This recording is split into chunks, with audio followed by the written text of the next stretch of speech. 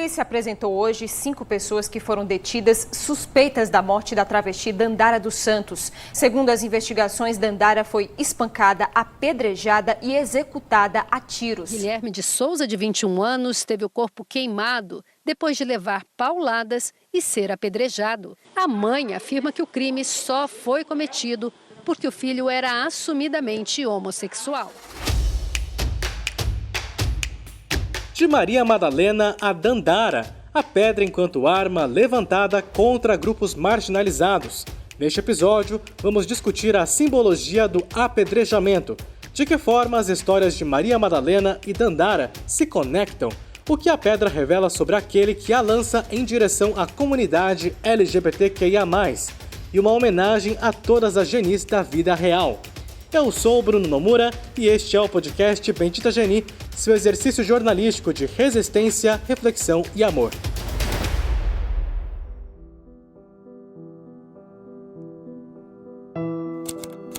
Fortaleza, Ceará, 15 de fevereiro de 2017. Dandara dos Santos, de 42 anos, é espancada e morta a tiros. Era uma quarta-feira ensolarada. Pelo menos, era o que indicava o vídeo do linchamento de Dandara, gravado e compartilhado pelos próprios assassinos. Luiz Eduardo Magalhães, interior da Bahia, 12 de julho de 2020. Guilherme de Souza, de 21 anos, voltava para casa quando foi espancado, arrastado e queimado. Os assassinos, 2 menores de idade, não gostam de homossexuais, como contaram à polícia. São Pedro, interior de São Paulo, 26 de julho de 2020.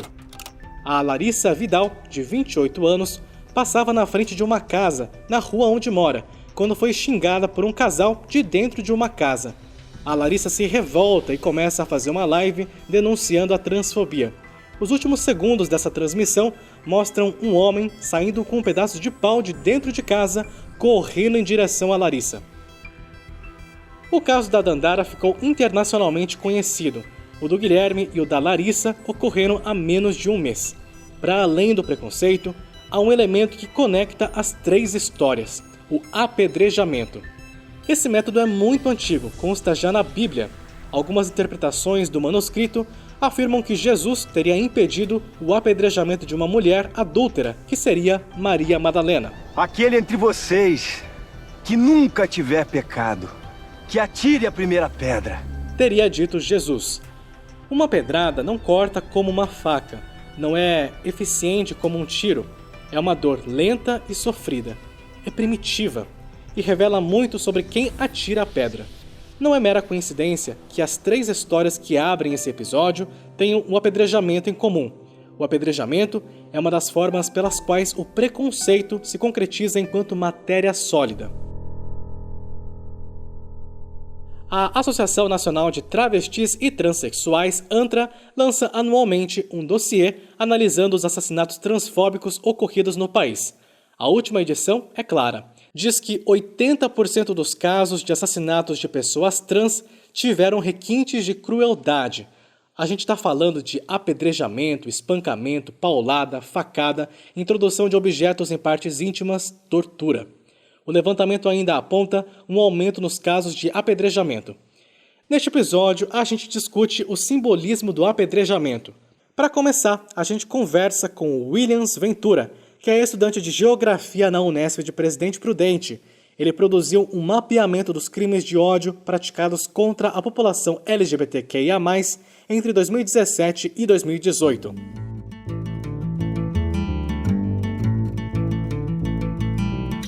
Williams, queria começar a nossa conversa falando sobre o mapeamento e os dados sobre os quais você se debruçou.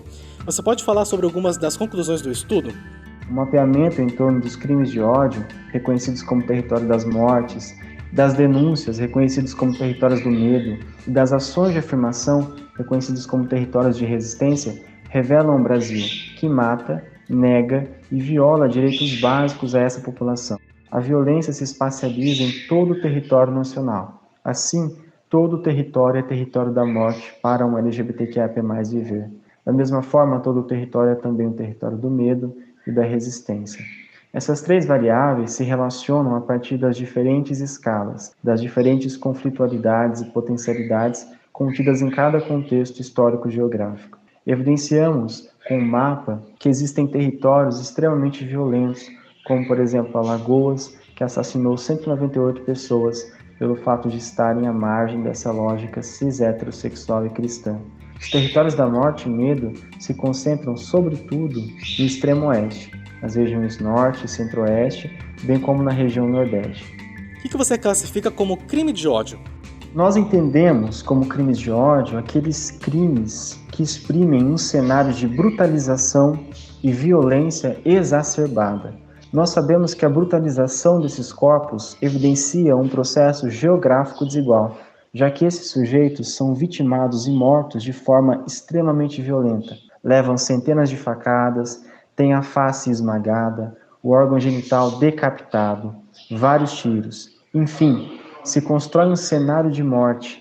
É o aniquilamento em curso. É o extermínio do corpo não considerado normal, colocado à margem, o corpo sem opção, que margeia e caminha como um imigrante que deixou para trás um passado de violência e que enfrenta também no presente e no futuro esses processos tão desumanos e cruéis. A travesti Kelly, morta em Campinas, no ano de 2019, é um exemplo de brutalização do corpo e crime de ódio. Caio Santos de Oliveira, de 20 anos, foi encontrado durante patrulhamento da PM em atitude suspeita e acabou confessando aos policiais o assassinato, que teve requintes de crueldade. Porque ele era o demônio, eu arranquei o coração dele, é isso, entendeu? Teve seu coração arrancado e introduzido em seu tórax uma santa católica. Esse é um exemplo de crimes de ódio. Quando a gente fala que morreram X pessoas LGBTQIA+, a cada tantas horas, um discurso muito recorrente é de que, mas nesse mesmo tempo morreu um monte de hétero também. Queria que você falasse sobre esse discurso. É importante entendermos a diferença, sobretudo tipológica dessas mortes.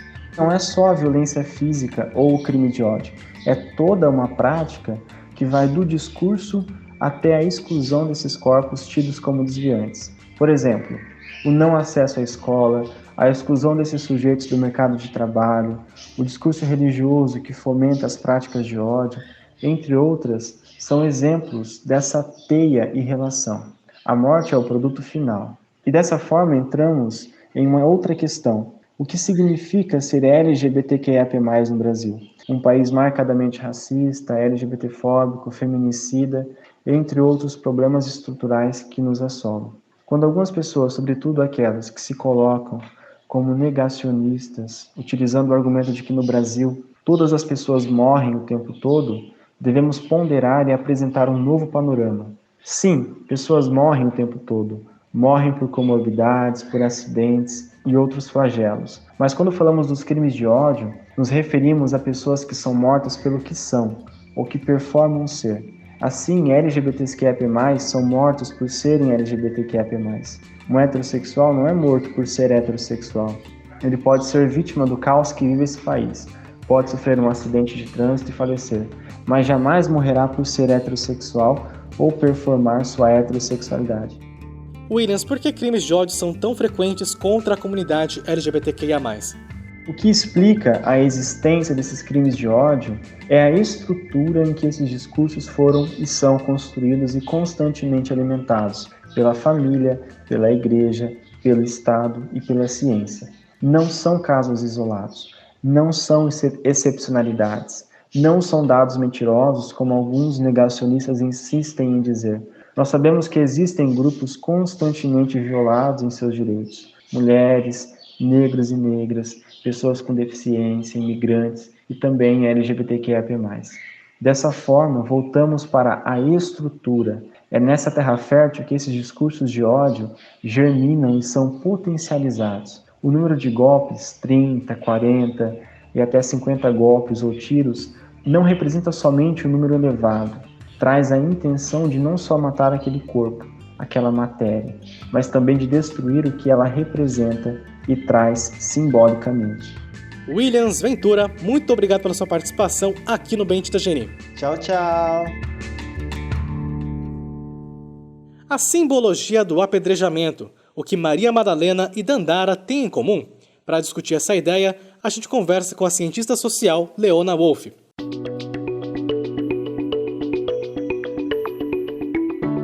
Leona, existe paralelo entre o apedrejamento da Maria Madalena, lá enquanto passagem bíblica, né? E o da Dandara, esse caso tão cruel e tão recente? Eu vejo esse paralelo porque a gente está lidando com uma justiça que nunca deixa de ser patriarcal. Se a gente retomar o pátrio poder para a origem dele no Império Romano, a gente tinha o direito do homem de dispor sobre a vida da mulher, dos filhos e dos escravos, entendendo a mulher e os escravos enquanto posse dele. Essa estrutura, ela continua presente. Então, ela vai ligar lá atrás o apedrejamento da Maria Madalena, como passagem bíblica, ela vai reverberar no processo inquisitório contra a Joana d'Arc, já na Idade Média. A gente tem uma igreja e a gente tem um sistema jurídico legal que parte desse domínio masculino e que reforça os papéis de gênero na nossa sociedade. A Dandara estava fora do papel de gênero. Tá? Dentro de um papel de gênero, ela foi designada como homem. Ela deveria ser um homem heterossexual, constituir uma família tradicional e votar no Bolsonaro.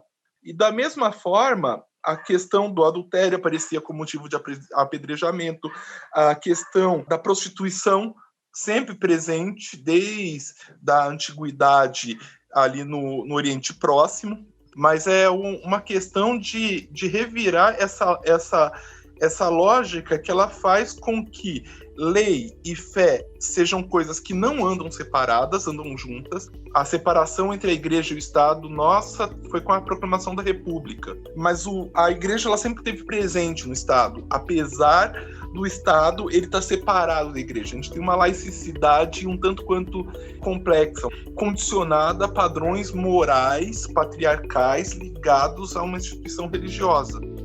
De que forma o apedrejamento da Dandara é uma materialização dos discursos de grupos conservadores que falam sobre ideologia de gênero, kit gay, etc. Quando a gente tem o apedrejamento e a execução da Dandara, a gente já vinha de um movimento em reação. Você vai batendo na tecla, e você vai gerando um pânico social. Porque as pessoas são influenciadas por esses deputados, elas são influenciadas por padres, por pastores e daí por diante. E esse pânico social de uma ditadura gay, da ideologia de gênero e daí por diante, ele atinge um centro ali em 2017. Não é à toa que acontece que ele legitima aquilo.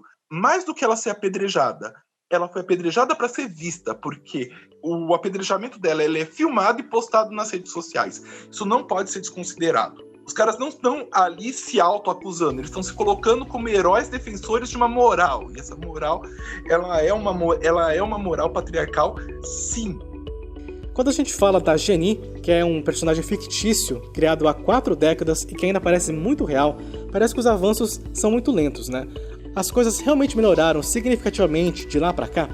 A gente acaba sofrendo um tanto quanto, porque justamente a gente está num momento de disputa. Porque a gente saiu de um momento de só se esconder, a gente conseguiu algumas coisas, a gente avança, a gente adquiriu uma determinada força político-social e isso acaba gerando uma reação também contra isso.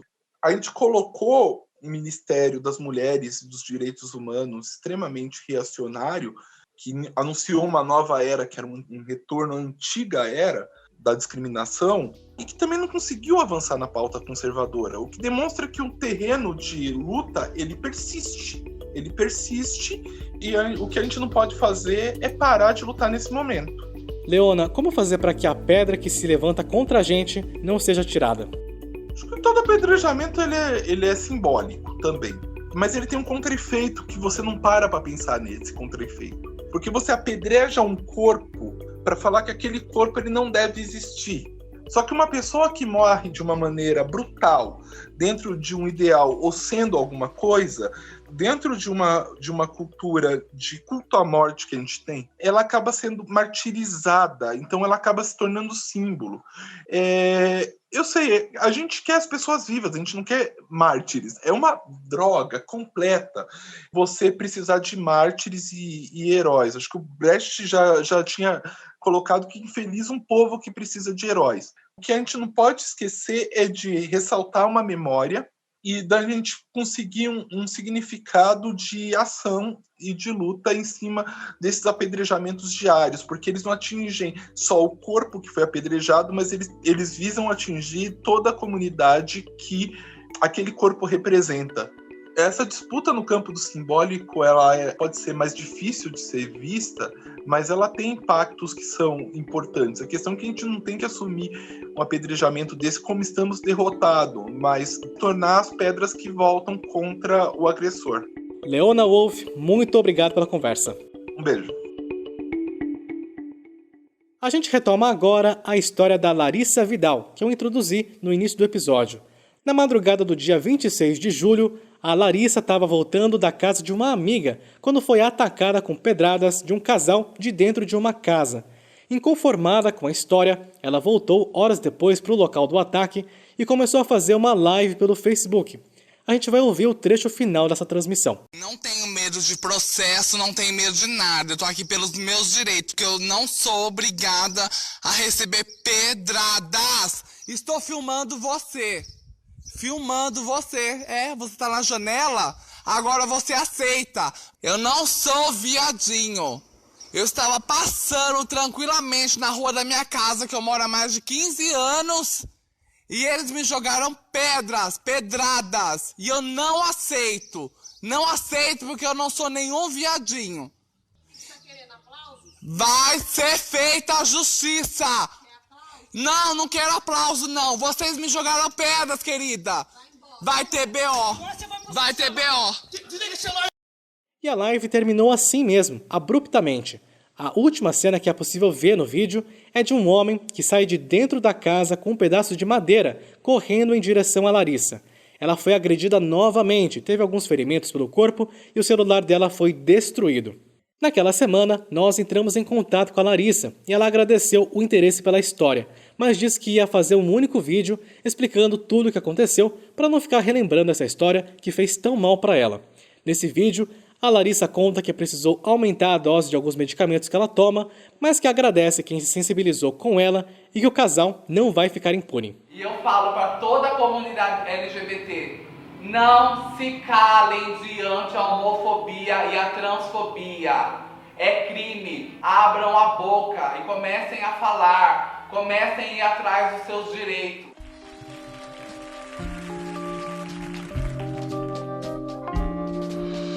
De tudo que é nego torto, do mangue, do cais, do porto, ela já foi namorada.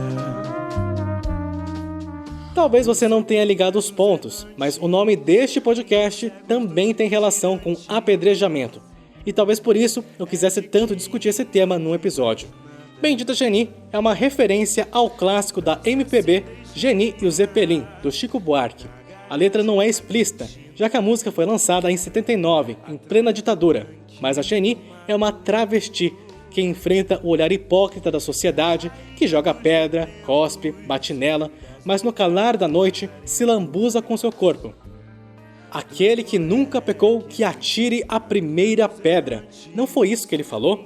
Então por que tantas pedras apontadas para travestis, transexuais, todas, todos e todes que ousam desrespeitar as regras? Este episódio é dedicado a todas as genis da vida real, que muitas vezes acabam virando números em meio às tragédias do cotidiano, que nem sempre viram tema neste podcast, porque a vida precisa se impor à morte. Mas é por elas, pela vida de todas elas, que este podcast sempre vai lutar. A gente se despede ao som da Lineker no Amor e Sexo da TV Globo em 2017. E também vai a miúde, com os velhinhos sem saúde e as viúvas sem porvir. Ela é um poço de bondade e é por isso que a cidade vive sempre a repetir. Joga pedra, não joga. O Brasil é o país que mais mata travestis, transexuais, homossexuais e bissexuais no mundo.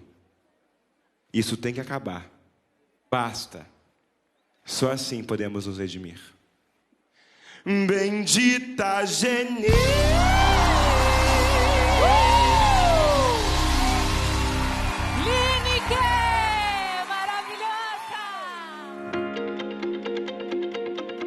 E nós ficamos por aqui. Bendita Geni é um projeto de jornalismo independente voltado à comunidade LGBTQIA+.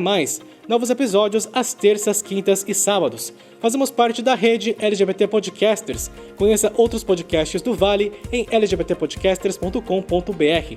Este episódio contou com produção e edição minhas, @Bruno_Nomura.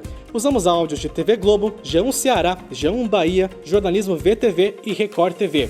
Siga a gente nas redes sociais, estamos no Instagram, Facebook, Twitter e LinkedIn. Assine nossa newsletter e receba os principais fatos do universo LGBTQIA+, da semana, direto no seu WhatsApp ou Telegram, tudo de graça, benditageni.com. Acha este projeto importante? Gosta do nosso conteúdo? Com valores a partir de R$10, você ajuda a manter este projeto vivo. E instruções também no benditageni.com. Seu exercício jornalístico de resistência, reflexão e amor fica por aqui. Muito amor e até mais!